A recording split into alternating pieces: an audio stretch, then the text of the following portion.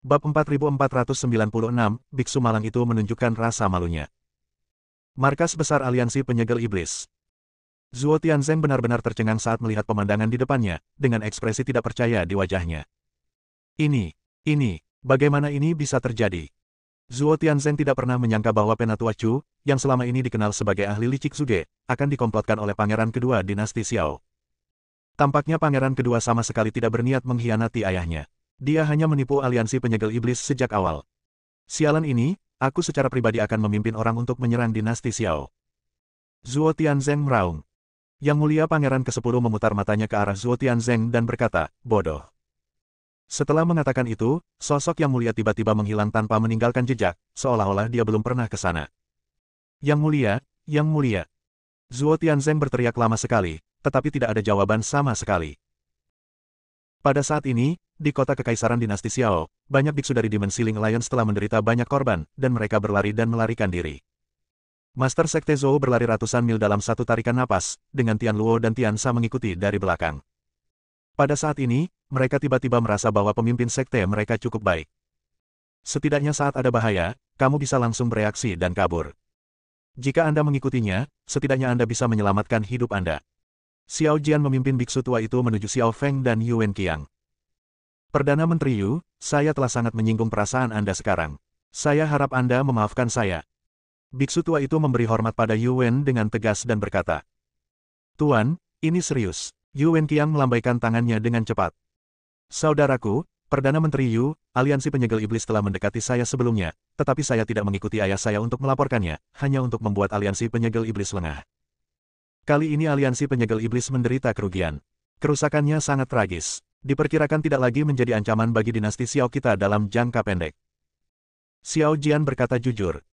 Pangeran kedua, saya baru saja salah paham terhadap Anda, dan Anda benar-benar pantas mati. Yuan Qiang berkata bahwa dia akan berlutut. Melihat ini, Xiao Jian buru-buru mendukung Yuan dan berkata, Perdana Menteri Yu, kamu melakukannya untuk dinasti Xiao dan rakyat dinasti tersebut, jadi mengapa kamu bersalah? Tolong juga minta Perdana Menteri Yu untuk membawa saya menemui ayah saya. Setelah saya menjelaskan masalahnya dengan jelas, saya akan kembali ke kota Changlang. Xiao Jian tahu bahwa meskipun dia membantu mengalahkan aliansi penyegel iblis, agar tidak menimbulkan kesalahpahaman, dia harus memimpin orang-orangnya kembali ke kota Changlang secepat mungkin. Saudaraku, karena kamu sudah kembali, maka tinggallah di kota Kekaisaran. Di sini jauh lebih nyaman daripada kota perbatasan kecil kota Changlang, dan juga memiliki lebih banyak sumber daya. Saya akan menemui ayah saya dan menjelaskan bahwa kita semua adalah pangeran, dan ayah saya tidak boleh memperlakukan mereka secara berbeda. Setelah Xiao Feng mengetahui apa yang terjadi pada Xiao Jian, dia merasa sangat bersalah dan tidak adil. Dia merasa ini tidak adil bagi Xiao Jian. Dia tidak takut Xiao Jian akan merebut tahta darinya. Bahkan jika dia memberikan posisi putra mahkota saat ini kepada Xiao Jian, Xiao Feng tidak akan ragu-ragu. Xiao Feng sama sekali tidak tertarik pada putra mahkota, tapi dia selalu berpikir bahwa dia adalah satu-satunya pangeran di dinasti Xiao, jadi dia hanya bisa memikul tanggung jawab ini. Sekarang setelah ada Xiao Jian, Xiao Feng ingin tinggal dan terbang bersama Zhu Qingyue, menjadi mitra kultivasi ganda, dan berlatih bersama, bukankah luar biasa? Saudaraku, kamu. Sebelum Xiao Jian selesai berbicara, tiba-tiba terdengar suara keras. Gemuruh. Begitu suara itu turun, aura menakutkan datang langsung di udara dan langsung menuju ke semua orang. Melihat pemandangan ini, semua orang kaget, karena aura ini terlalu menakutkan. Mungkinkah ada master dari aliansi penyegel iblis? Yuan Qiang mengerutkan kening dan berkata, Tuan Wuliang, terserah Anda. Xiao Jian merasakan aura menakutkan itu, jadi dia berkata kepada biksu tua di sebelahnya. Amitabha, biksu Xiao Feng sama sekali tidak tertarik pada putra mahkota, tapi dia selalu berpikir bahwa dia adalah satu-satunya pangeran di dinasti Xiao, jadi dia hanya bisa memikul tanggung jawab ini. Sekarang setelah ada Xiao Jian, Xiao Feng ingin tinggal dan terbang bersama Zhu Qingyue, menjadi mitra kultivasi ganda, dan berlatih bersama, bukankah luar biasa? Saudaraku, kamu. Sebelum Xiao Jian selesai berbicara, tiba-tiba terdengar suara keras. Gemuruh. Begitu suara itu turun, aura menakutkan datang langsung di udara dan langsung menuju ke semua orang. Melihat pemandangan ini, semua orang kaget, karena aura ini terlalu menakutkan. Mungkinkah ada master dari aliansi penyegel iblis? Yuan Qiang mengerutkan kening dan berkata, Tuan Wuliang, terserah Anda. Xiao Jian merasakan aura menakutkan itu, jadi dia berkata kepada biksu tua di sebelahnya. Amitabha, biksu malang ini telah menunjukkan keburukannya. Tuan Wuliang mengangguk. Saya melihatnya mengatupkan kedua tangannya, menghalanginya di depan semua orang, dan kemudian menggumamkan sesuatu. Bab 4497, tidak bisa berkata-kata. Namo Amitabha, Tuhan Surgawi tanpa batas. Setelah mengatakan itu, saya melihat cahaya keemasan memancar dari Tuan yang tak terbatas, langsung berubah menjadi penghalang emas, menutupi semua orang. Saat ini, aura menakutkan telah mencapai mata semua orang. Ledakan. Dengan pemikiran keras, penghalang emas tiba-tiba hancur tanpa efek apapun, dan semua orang terlempar oleh kekuatan yang menakutkan ini. Setelah terbang puluhan mil, dia jatuh dengan keras ke tanah. Dan bangunan sejauh puluhan mil berubah menjadi abu dalam sekejap, dan beberapa orang di kota kekaisaran yang bersembunyi juga berubah menjadi debu di bawah aura menakutkan ini. Semua orang sangat terkejut dan wajah mereka penuh rasa tidak percaya. Pada saat ini, bahkan ruangan tempat Ji Yun melindungi Dev menjadi abu, dan tubuh mereka dibuang jauh-jauh. Dev juga terbangun dari komanya, tetapi rasa lelahnya masih ada. Tuan Dev. Ketika Xiao Feng melihat ini, dia segera melangkah maju untuk melindungi Dev. Yu Wenqiang juga mengerutkan kening dan berdiri di depan Xiao Feng dan Dev. Saat kehampaan bergetar, semua orang menyadari bahwa sesosok tubuh tiba-tiba muncul dari kehampaan, dan sosok itu perlahan menjadi jelas. Saya melihat seorang anak remaja, dengan wajah kekanak-kanakan dan permen lollipop di mulutnya, berdiri di depan semua orang. Orang ini adalah Yang Mulia Pangeran ke-10 yang tiba-tiba menghilang dari aliansi penyegel iblis. Mungkinkah aura mengerikan tadi terpancar dari anak ini? Setiap orang penuh keraguan. Dan saat anak itu berjalan perlahan ke arah semua orang, ada rasa penindasan yang luar biasa yang membuat semua orang mulai tercekik. Pada saat ini, mereka akhirnya mengerti bahwa aura menakutkan tadi disebabkan oleh anak di depan mereka. Siapa orang ini? Dia bisa mengobrak-abrik kehampaan dan muncul secara tiba-tiba. Bukankah aliansi penyegel iblis punya ahli di alam abadi? Yu Wenqiang berkata ketika dia melihat kemunculan tiba-tiba Yang Mulia 10. Dev memandang anak di depannya, dan cahaya merah terpancar dari alisnya. Orang ini bukanlah tubuh aslinya, dia hanyalah jiwa yang kental. Dev melihat pihak lain dengan mata Tianmingnya. Jika itu bukan tubuh asli, yang tiba-tiba muncul dari kehampaan, itu bisa dijelaskan. Namun ada hal lain, yaitu jiwa dewa meledak dengan aura yang begitu kuat sehingga mereka semua tidak bisa menahannya. Bukankah kekuatan lawan yang sebenarnya akan lebih menakutkan? Mata Tianming, seorang kultivator kecil di alam kesengsaraan sebenarnya memiliki kekuatan magis semacam ini. Yang Mulia mengarahkan perhatiannya pada Dev. Dev mengamatinya dengan mata Tianming, dan Yang Mulia segera menyadarinya. Dan dia juga menyadari bahwa itu adalah Tianming Ai. Siapa kamu? Apakah kamu dari Dimensi Ling Alliance? Tuan Wuliang bertanya pada Yang Mulia Pangeran ke-10. Yang Mulia ke-10 mengambil permen lollipop dan menjilatnya, lalu menggelengkan kepalanya dan berkata, saya bukan dari Dimensi Ling Alliance. Ketika mereka mendengar bahwa mereka bukan dari Dimensi Ling Alliance, semua orang diam-diam menghela nafas lega. Selama pihak lain bukan dari Dimensi Ling Alliance, itu akan mudah ditangani. Tapi kemudian, Yang Mulia Pangeran ke-10 melanjutkan, meskipun saya bukan anggota aliansi penyegel setan, aliansi penyegel setan adalah milik saya. Kalimat ini langsung membuat semua orang menghela nafas lega dan mengangkat hati mereka kembali. Mereka hanya tahu bahwa pemimpin aliansi penyegel iblis adalah Zhuo Tianzeng. Anak yang tiba-tiba muncul ini bukanlah Zhuo Tianzeng, bukan. Saat Yang Mulia selesai berbicara, dia melambaikan tangannya dan melepaskan aura yang menakutkan. Nafas ini seperti kilat, melintas dan langsung menuju Dev. Tujuannya sangat jelas. Melihat pemandangan ini, Xiao Feng tampak ngeri dan buru-buru berteriak, Perdana Menteri Yu, lindungi Tuan Dev. Xiao Feng tahu bahwa dengan kekuatannya sendiri, mustahil untuk menolak aura ini. Dan Xiao Jian berkata, Tuan Wuliang, terserah padamu. Tuan Wuliang tidak bisa berkata-kata. Dia baru saja memblokirnya, tetapi benda itu segera hancur dan terlempar. Bab 4498, Penindasan. Apakah kamu hanya buta dan tidak bisa melihat? Apalagi yang kamu ingin aku lakukan? Namun setelah mengatakan itu, Tuan Wuliang tetap mengambil tindakan. Dia mengeluarkan seekor ikan kayu dari tangannya dan mulai memukulnya dengan cepat. Suara ikan kayu itu membentuk gelombang suara di sekelilingnya, dan kemudian membungkus semua orang dalam gelombang suara ini. Ledakan.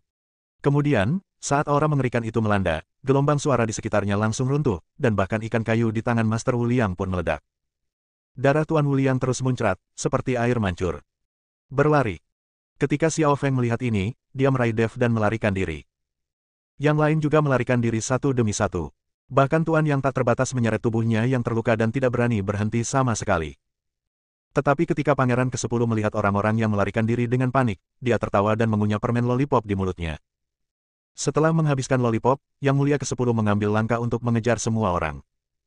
Setiap langkah yang diambil oleh 10 Yang Mulia ini akan mengubah bangunan di sekitarnya menjadi abu, dan seluruh kehampaan akan bergetar. Senior, siapa bocah cilik ini? Mengapa dia begitu kuat, dan mengapa dia mengetahui mata Tianmingmu? Dev bertanya pada Raja Iblis Ciyun sambil dibantu melarikan diri. Raja Iblis Ciyun terlihat sangat serius saat ini. Setelah beberapa saat, dia perlahan berkata, aku tidak menyangka orang-orang ini masih ada. Siapa? Siapa bocah cilik ini? Melihat ekspresi Raja Iblis Ciyun, Dev tahu bahwa segala sesuatunya tidak sederhana. Izinkan saya bertanya, tahukah Anda ada berapa kelompok etnis di alam semesta yang luas ini? Raja Iblis Ciyun tidak menjawab Dev, tapi bertanya pada Dev. Tahukah kamu, bukankah mereka hanya manusia, setan, dan binatang? Dev berkata dengan bingung. Namun siapa sangka Raja Iblis Ciyun menggelengkan kepalanya dan berkata, di alam semesta yang luas ini, masih ada ras dewa. Dewa-dewa ini sebenarnya adalah sejenis ras manusia, namun karena mereka sombong dan sombong, mereka selalu merasa berada di atas suku lain, sehingga mereka menyebut dirinya dewa. Justru karena kesombongan para dewa itulah banyak suku yang tidak menyukai mereka, sehingga lambat laun mereka menghilang. Aku tidak menyangka kita masih bisa melihat keberadaan para dewa di dunia surga dan manusia ini. Para dewa, Dev langsung bingung dan bertanya dengan tidak percaya, Senior, apakah para dewa inilah yang menghasut perang antara para dewa dan iblis? Apa ciri-ciri para dewa ini? Entah siapa yang memulai perang antara dewa dan iblis, tapi ciri khas para dewa adalah mereka sombong, suka menyombongkan diri, dan selalu menganggap darahnya mulia. Sama seperti klan naga di antara klan binatang, atau silsilah naga emas di antara klan naga, mereka menganggap garis keturunan mereka mulia dan berbeda dari ras lain. Raja Iblis Ciyun mengikuti Dev dan menjelaskan. Brengsek, Dev mengutuk dalam hati. Dia berasal dari silsilah naga emas. Saat Raja Iblis Ciyun menggunakan metafora ini, bukankah dia sedang membicarakan dirinya sendiri? Dev tidak merasa dirinya sombong dan suka menyombongkan diri. Sudah menjadi sifat manusia untuk sesekali menyombongkan diri. Nak, dengan baik hati aku memberitahumu, mengapa kamu mengumpat di jalan? Raja Iblis Ciyun memelototi Dev. Dev tiba-tiba merasa malu dan mengutuk dalam hatinya. Dia tidak menyangka akan ditemukan oleh Raja Iblis Ciyun. Senior, aku hanya sedikit kaget sesaat, aku tidak bermaksud memarahimu. Dev hanya bisa menjelaskan dengan canggung. Pada saat ini, Yang ke-10 sudah mengejar mereka dengan santai. Rasakan aura menakutkan di belakang Anda semakin dekat. Semua orang menjadi cemas, dan Xiao Jian memandang Guru Wuliang dan berkata, Tuan Wuliang, terserah Anda. Brengsek, Tuan Wuliang benar-benar tidak bisa berkata-kata. Tidak ada penindas seperti itu, meskipun Anda muntah darah dan sekarat, mengapa Anda melihatnya? Apakah Anda ingin melihat saya dipukuli sampai mati?